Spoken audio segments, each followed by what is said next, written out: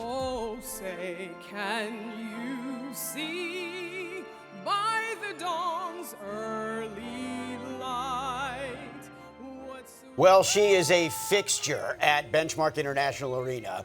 A beautiful voice that sends the Tampa Bay Lightning into battle. But did you know that before the sparkly blue lipstick and those Stanley Cup rings, Sonya Bryson-Kirksey was serving her country in uniform? Yeah, I've emceed events where she's done that cool thing with her voice right there. And as part of our America 250 Red, White, and You series, then Tampa Bay News anchor Jenny Dean talked to Sonya to learn a whole lot more about the woman whose life is a testament to service and what that anthem means to her. For Sonya Bryson-Kirksey, the military wasn't necessarily a calling, it was more of a statement. Joining the military, I think for me, at the time was a way for me to be independent, but also to be safe. Like in a position where almost like you still have a dad over you, but it's not your dad. But it's just that independent streak that I needed at that point. In 1987, she enlisted in the Air Force, serving 6 years. Then I got out of the military, believe it or not, because I thought I was going to change the world. And I ended up working for a police department in Sumter, South Carolina. She did that for 6 years and then took some time off to raise a family. In 2001, she re-enlisted 2 weeks before 9/11. I did 2 separate stints, but 20 years total. And what branch? Air Force. As Sonya deployed all over the world, many times in the Middle East, she found satisfaction in knowing someone always had your back. It's like to an nth degree in the military, because not only are we a team on the battlefield or in the sense of war, but we're also a team on a day-to-day basis. So whatever's going on that base, whatever's going on in that office, we're still a team. So that sense of team was immediate in basic training, in our training position, and then also when we serve. It's just a beautiful thing. I think it's one of those things that I think everybody should experience. Singing was something Sonya always did at church and with family.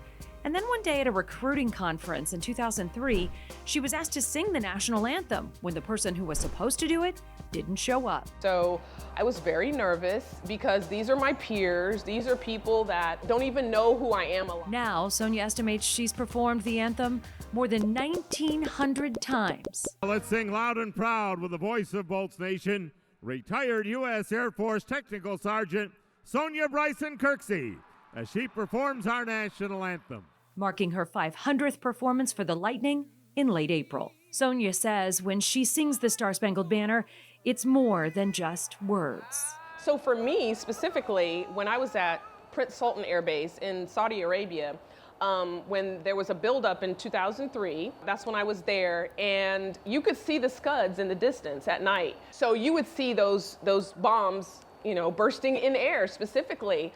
And I think about that. That comes to mind when I sing those words. And it makes me a little,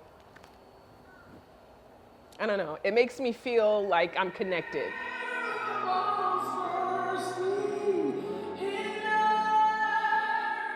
Sonya and her family have made Tampa Bay their home since 2011, and she truly loves how the people here not only embrace her, but all of our veterans.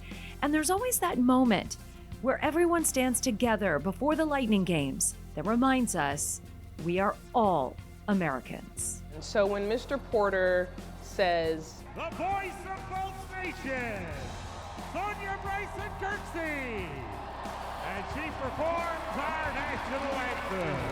And the crowd applauds. That's such a togetherness for the one cause, because I know all that applause is not just for me, but it's for my service, it's for our country. And I love that because I feel that if we can come together on just one thing, and if it has to be that, then it can be that.